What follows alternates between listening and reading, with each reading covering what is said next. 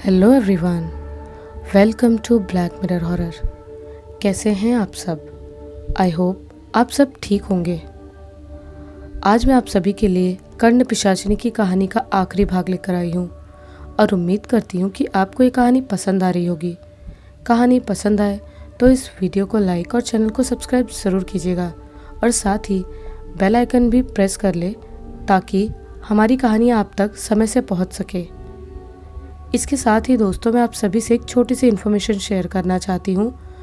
बहुत लोगों के कमेंट्स और रिक्वेस्ट आ रहे हैं कि रहस्यमय मंदिर की कहानी का आगे का भाग लाया जाए। हालांकि मैंने काफ़ी लोगों को, ऑलमोस्ट सभी लोगों को कमेंट में रिप्लाई कर दिया है, बट फिर भी मैंने सोचा एक वीडियो में इस चीज़ की जानकारी आप लोगों को दे दूँ। तो उस कहानी के जो लेखक हैं उनसे काफ़ी समय से मेरा कोई कांटेक्ट नहीं हो पा रहा है। पता नहीं अचानक से उनसे कांटेक्ट टूट गया है। मैं बहुत कॉल्स, मैसेजेस बहुत कुछ कर रही हूँ, बट वो किसी चीज़ का जवाब नहीं दे रहे हैं। ना ही वो ऑनलाइन आ रहे हैं, ना ही वो कॉल रिसीव कर रहे हैं, और इस चीज़ को काफ़ी महीने बीत चुके हैं।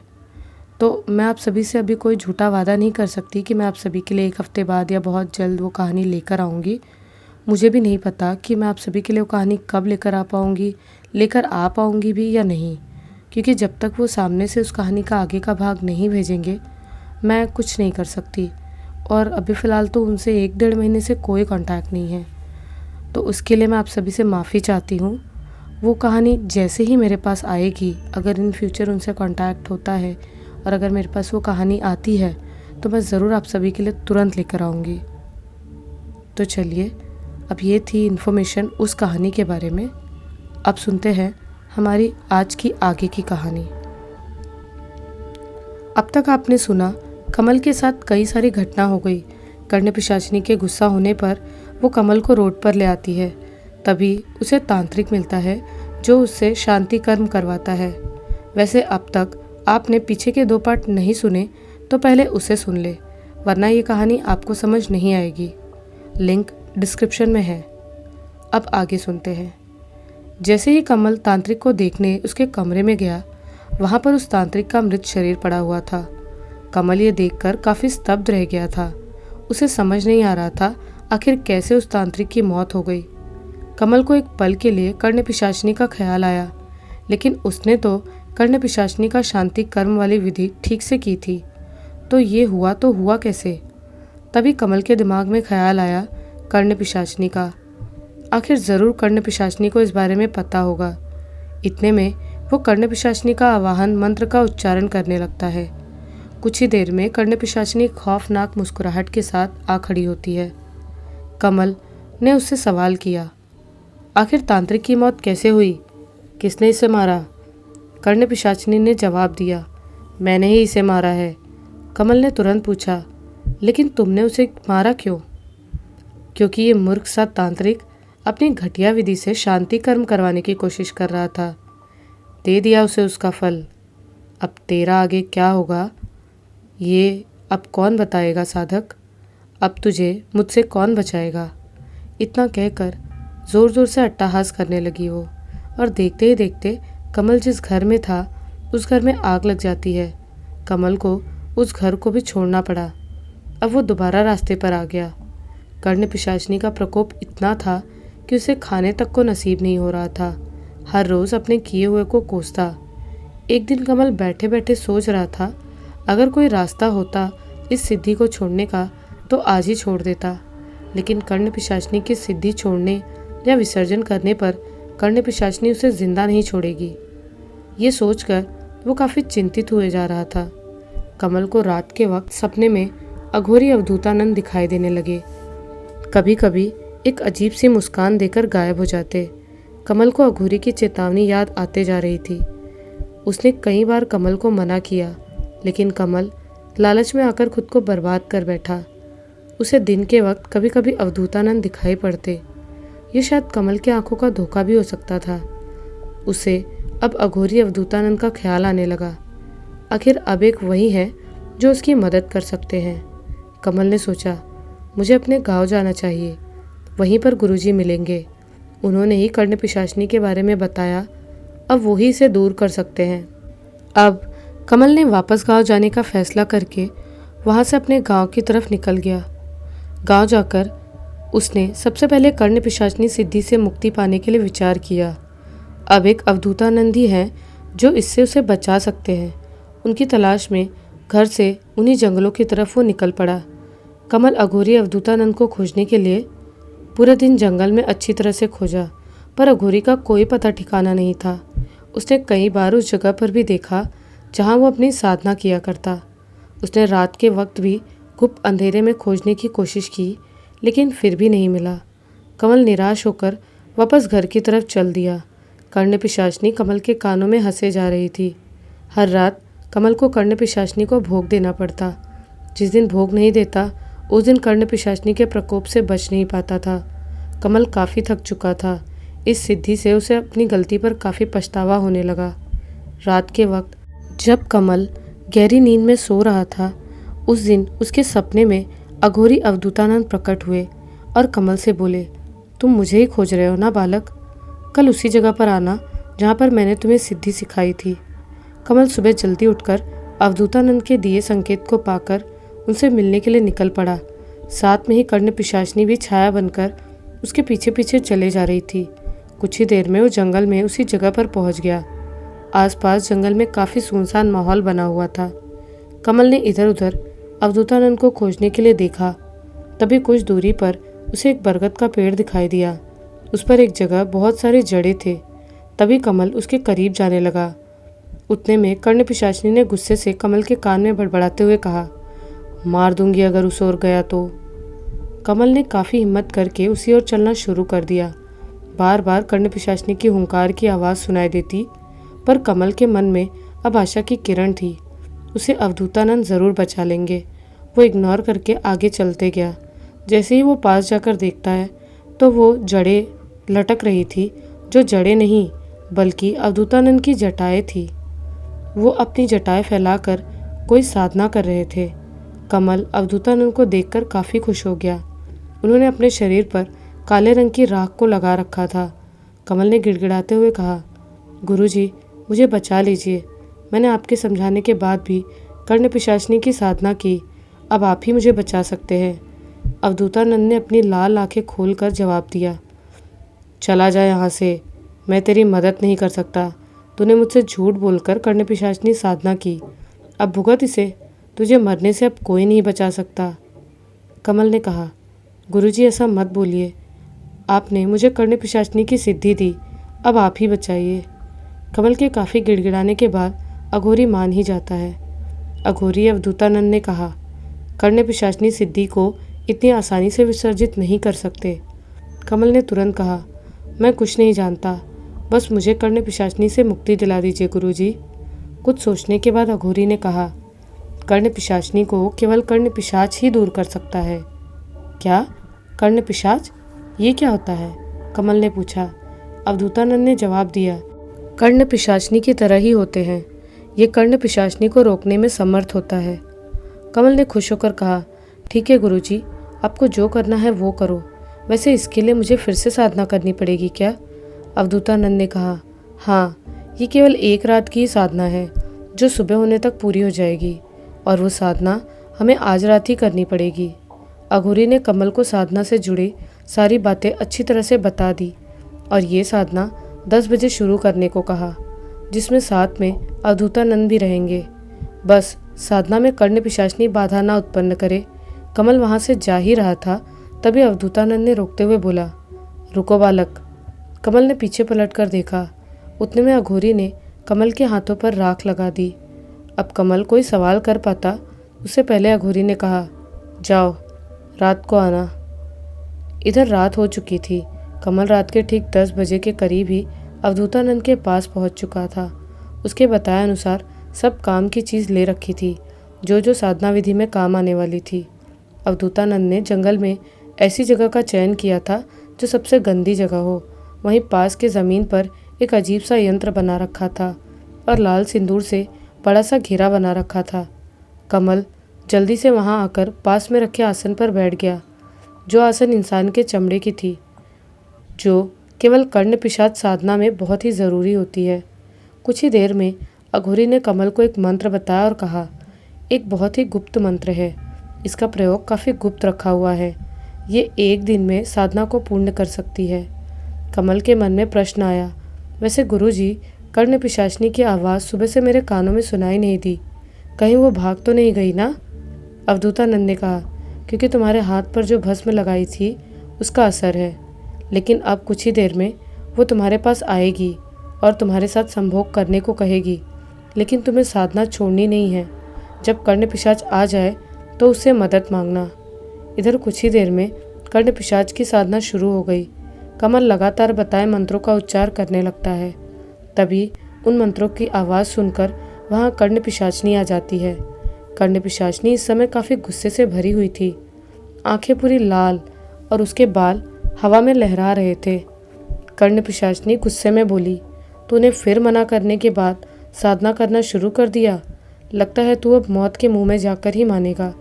इतना कहकर कर्ण पिशाचिनी उस लाल सिंदूर से बने कीलन चक्र में प्रवेश करना चाहती थी, लेकिन जैसे ही कदम रखा उतने में वो खुद ब खुद तेजी से पीछे हट गई। आखिर उस कीलन का प्रयोग कर्ण पिशाचिनी को रोकने के लिए ही तो बनाया था अवधूतानंद ने। वैसे ये विद्या बहुत ही ज़्यादा गुप्त है, क्योंकि ये केवल प्राचीन अघोरियों को ही मालूम है। कर्ण पिशाचिनी बार बार गुस्से से कमल को रोकने का प्रयास कर रही थी। उसके कान में कर्ण पिशाचिनी की आवाज़ आ रही थी, लेकिन कोई रिस्पॉन्स नहीं दिया उसने। अवधूतानंद कर्ण पिशाचिनी से बोले, चली जा इस बालक से दूर, वरना बुरा होगा तेरे साथ। क्या कर लेगा तू? कर्ण पिशाचिनी का कोई कुछ नहीं बिगाड़ सकता, कर्ण पिशाचिनी ने अघोरी से कहा। अघोरी ने निडरता से कहा, तुझे मेरी शक्तियों के बारे में कुछ नहीं पता। मैं चाहूँ तो कर्ण पिशाचिनी पर उच्चाटन प्रयोग भी कर सकता हूँ। कर्ण पिशाचिनी ने गुस्से से कहा, करके दिखा अघोरी। अवधूतानंद बोले, उच्चाटन मंत्र का रोक के दिखा। इतना कहकर अवधूतानंद ने तुरंत मंत्र पढ़ना शुरू किया। देखते ही देखते कर्ण पिशाचिनी का धीरे धीरे हवा के साथ ओझल होना शुरू हो गई और कुछ ही देर में केवल कर्ण पिशाचिनी की हुंकार ही सुनाई दे रही थी। अवधूतानंद ने जोर से हंसते हुए कहा, यह तो उच्चाटन प्रयोग है, इसमें ही तू ओझल हो गई। इसका प्रयोग करके डाकिनी का भी उच्चाटन हो जाता है। और सोच, मारण मंत्र का प्रयोग किया होता तब क्या होता तेरा। तभी अगले ही पल वापस से कर्ण पिशाचिनी अपने पूर्ण रूप में आ जाती है। ये देखकर अवधूतानंद एक पल के लिए हैरान से हो गए थे। कर्ण पिशाचिनी भयानक तरह से अट्टहास करे जा रही थी। कर्ण पिशाचिनी ने कहा, यही था क्या उच्चाटन? उतने में अवधूतानंद ने जल्दी से पास में रखी राख को उठाकर कोई मंत्र पढ़कर उस पर फेंक दिया, जिससे अगले ही पल दोबारा से वो अदृश्य हो गई। कमल अभी भी मंत्र जाप में लगा हुआ था और अवधूतानंद कर्ण पिशाचिनी को रोकने में, लेकिन ज़्यादा देर तक नहीं रोक सकते थे। कर्ण पिशाचिनी की आवाज़ आ रही थी, बस 12 बजे तक, उसके बाद ये रक्षा कवच भी मेरा कुछ नहीं कर सकता। मुझे फिर नहीं रोक पाएगा ये। मैं भी देखता हूँ तू कैसे भेज सकती है कवच, अघोरी ने कहा। अब 12 बजे का वक्त होने ही वाला था। कर्ण पिशाचिनी वहाँ आकर ज़ोर ज़ोर से अट्टहास करे जा रही थी, क्योंकि कर्ण पिशाचिनी को 12 बजे साधक के करीब जाने से कोई शक्ति नहीं रोक सकती। देखते ही देखते कुछ देर में वो रक्षा कवच कर्ण पिशाचिनी के लिए कमज़ोर पड़ने लगा। अब अवधूतानंद की घबराहट भी बढ़ते जा रही थी। अगर बीच साधना में बाधा पड़ी तो साधना तुरंत ही खंडित हो जाएगी। अवधूतानंद ने गुस्से में कहा, लगता है तुझ पर मारण मंत्र का प्रयोग करना ही पड़ेगा। इतने में अवधूतानंद गुस्से से भर गए और उनकी आंखें पूरी लाल हो गई थी। उन्होंने कोई मंत्र पढ़ना शुरू कर दिया। मारण मंत्र का प्रयोग केवल इंसान पर ही नहीं बल्कि कई शक्ति पर भी प्रयोग कर सकते हैं। काल भैरव ने भैरवी को ऐसे मारण मंत्र के बारे में बताया है जिसका प्रयोग देवता पर भी किया जा सकता है और इसे काफ़ी गुप्त रखा गया है। अवधूतानंद ने जैसे ही मंत्र पढ़कर खत्म किया, उससे पहले ही कर्ण पिशाचिनी वहाँ से गायब हो गई, जिस कारण अवधूतानंद ने मंत्र पढ़ना छोड़ दिया। कमल अपनी साधना में लगा ही था। पूरी रात साधना करने के बाद सुबह के 3 बजे ब्रह्म मुहूर्त से पहले कर्ण पिशाच कमल के सामने प्रत्यक्ष हो गया। कर्ण पिशाच का रूप काफ़ी भयानक था। उसकी आवाज़ भी काफ़ी डरावनी थी, जिसे सुनकर कमल भी डर गया था। कर्ण पिशाच बोला, मुझे क्यों सिद्ध किया तुमने? कमल ने जवाब दिया, मुझे कर्ण पिशाचिनी से मुक्ति दिलाओ, वो मुझे मारना चाहती है। कर्ण पिशाच बोला, मौत का रास्ता तुमने स्वयं ही चुना है, अब मौत ने तुम्हें चुन लिया है, मैं कुछ नहीं कर सकता। कमल बोला, मेरी साधना में कोई कमी रह गई क्या? मैंने बहुत उम्मीद से साधना की है, मुझे फल चाहिए, मुझे कर्ण पिशाचिनी से मुक्ति दिलाओ। कुछ देर दोनों में बातचीत के बाद कर्ण पिशाच मान ही जाता है। तभी वहाँ पर तेज़ हवा चलने लगती है और एक ही पल में कर्ण पिशाचिनी सामने आकर खड़ी हो जाती है। अब तक वो कर्ण पिशाच वहाँ से गायब हो गया था। उतने में कर्ण पिशाचिनी तेज़ी के साथ आकर कमल के कान में समा जाती है और उसके कानों में ज़ोर से चिल्लाने लगती है, जिससे उसके कानों के पर्दे फटने लगते हैं, उनमें तेज़ी से खून निकलने लगता है। अवधूतानंद कमल से कर्ण पिशाच आवाहन मंत्र का प्रयोग करने को कह रहे थे, लेकिन उसे बिल्कुल सुनाई नहीं दे रहा था। कर्ण पिशाचिनी अपने साधक को कोई बात सुनने देने से भी रोक सकती है। अवधूतानंद के कई बार कोशिश करने के बाद भी कमल को बिल्कुल कुछ सुनाई नहीं दे रहा था। उतने में कमल का शरीर तेज़ी से अकड़ने लगा। धीरे धीरे उसके शरीर से काला धुआं निकलने लगा। उसे देखकर ऐसा लग रहा था जैसे उसके शरीर को कुछ ही देर में कर्ण पिशाचिनी नष्ट कर देगी। लेकिन उससे पहले ही अवधूतानंद ने अपने झोले से राख निकालकर जल्दी से कमल के शरीर पर फेंक दी। इससे उसके कानों में कर्ण पिशाचिनी एक झटके से बाहर आ गई। कमल बेहोश होकर गिर पड़ा, लेकिन माहौल में कर्ण पिशाचिनी की भयानक हंसी अभी भी गूंजे जा रही थी। ऐसा लग रहा था आज कमल की जान लेकर ही मानेगी। अवधूतानंद ने गोल रक्षा कवच में कमल को लिटा रखा था। कमल की मदद कर्ण पिशाच तब तक नहीं करेगा जब तक वो उसे आवाहन मंत्रों से पुकार न ले। अवधूतानंद ने कमल के कानों और शरीर पर कोई दवाई लगाई, जिससे वो ठीक होने लगा। कुछ देर के बाद कमल को पूरी तरह से होश आ चुका था। अवधूतानंद ने तुरंत कमल से कहा, अब तुम्हें अपने कर्ण पिशाच की सिद्धि मुझे देनी होगी। कमल हैरानी के साथ बोला, क्या मतलब? अघोरी ने जवाब दिया, एक ऐसी प्रक्रिया है जिसमें अपनी साधना को किसी और को दे सकते हैं। कई सारे तांत्रिक धन लेकर किसी दूसरे के लिए सिद्धि करते हैं, वो किसी को भी सिद्धि ट्रांसफ़र कर सकते हैं। कमल हैरानी से उनकी बातें सुने जा रहा था। अवधूतानंद ने आगे कहा, तुम एक ही वक्त पर कर्ण पिशाचिनी और कर्ण पिशाच को संभाल नहीं पाओगे, इससे कुछ ही देर में शरीर नष्ट हो जाएगा। इसीलिए कर्ण पिशाच मुझे दे दो, उसके बाद बराबरी का मुकाबला होगा। लेकिन कैसे दूँ गुरुजी? कमल ने पूछा। अघोरी बोला, उसके लिए छोटी सी क्रिया है। सबसे पहले अग्निकुंड में अपने खून की कुछ बूंदें गिरानी होगी।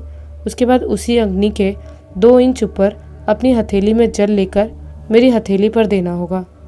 कमल ने तुरंत हामी भर दी और कुछ ही देर में अवधूतानंद ने जल्दी से क्रिया शुरू कर दी। जैसे जैसे बताया बिल्कुल वैसे वैसे किया। जैसे ही कमल ने अपने हाथ से जल अवधूतानंद के हाथ में दिया, अब कर्ण पिशाच अघोरी का हो गया। उसके शरीर में कर्ण पिशाच समा गया।